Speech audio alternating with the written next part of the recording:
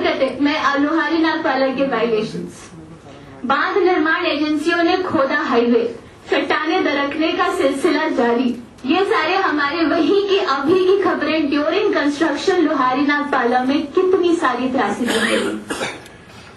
Uncontrolled blasting, ये blasting का एक सीन है, इतना धुआं आता है, अनकंट्रोल्ड ब्लास्टिंग। और यहाँ पे एक सीढ़ी ढह गई है, उसी के पड़ोस का गांव है लोहारी नागपाला पर, सीढ़ी ढह गई है।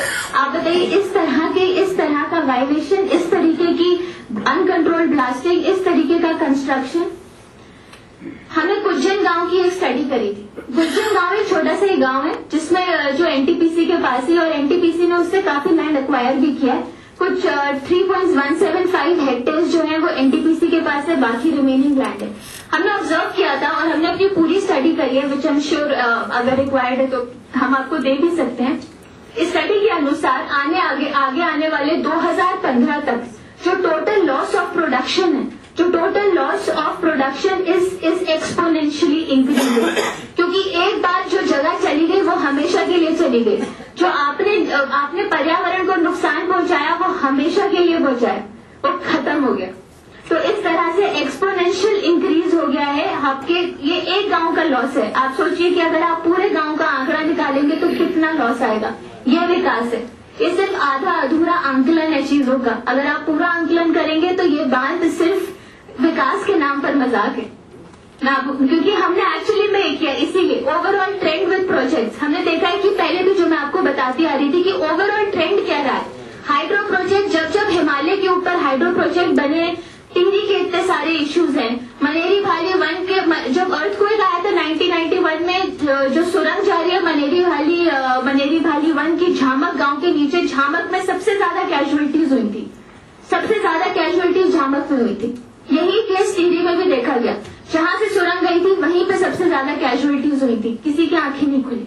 Problems with Maneri Bhali 2, complete loss of drinking water, cement, Vishnu Ghat, Tapovan, सारा जितना भी जगह थी वो सब कुछ टनल में पानी। चाई गांव जहाँ जगह जगह भूत साफ हो रहे हैं, और यही चीज हम लोहारी नागपाला में भी देख रहे हैं। ऑलरेडी घरों में क्रैक्स पड़ चुके हैं, ऑलरेडी वाटर सोर्सेज ड्राई हो चुके हैं, ऑलरेडी हेल्थ हैजर्ड्स आ चुके हैं, ऑलरेडी प्रोडक्शन जो है क्रॉप्स का वो एकदम गिर चुका है।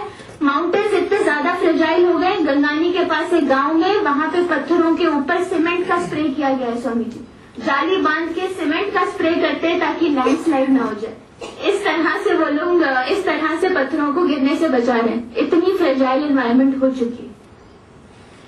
सस्टेनेबिलिटी लोहारी नागपाला की क्यों बना रहे हैं हम ये बात?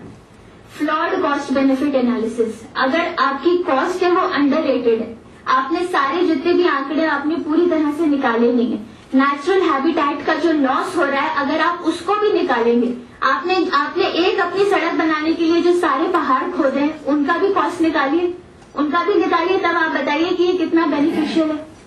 इकोलॉजिकल फ्लो के ऊपर बहुत बातें होती है। इकोलॉजिकल फ्लो जो है आपका इतना होना चाहिए, मिनिमम इतना होना चाहिए, वैसा होना चाहिए। कांस्टेंट बार्गेनिंग चल रही है, कांस्टेंट बार्गेनिंग की इतना पैसा है, इन्वायरमेंटल फ्लो कम होना चाहिए। ये हमारी कुछ पिक्चर्स हैं। मनेरी भाली वन के बाद ये एनवायरमेंटल फ्लो है, ये वास्तविक एनवायरमेंटल फ्लो है। ये गंगा की स्थिति है उत्तरकाशी में, ये गंगा की स्थिति है जहाँ पे जगह जगह काई जम रही है। ये गंगा की स्थिति है, इतना ही पानी है। ये रिव्यू लेट है, ये इकोलॉजिकल फ्लो है। जब कोई भी कमेटी ऊपर जाती है कोई भी तरह का सर्वे करने के लिए, तब इन्हीं जगहों पे इतना पानी छोड़ा जाता है कि लोग सोचते हैं अरे बांध भी बन रहा है और इतना पानी भी मिल रहा है, ये तो बहुत ही अच्छी बात है। और जैसी कमेटी नीचे जाती है पूरी तरह से पानी रोक दिया जाता है और हम बिना गंगा के वहां पे बैठे रहते हैं। ये वास्तविक स्थिति है।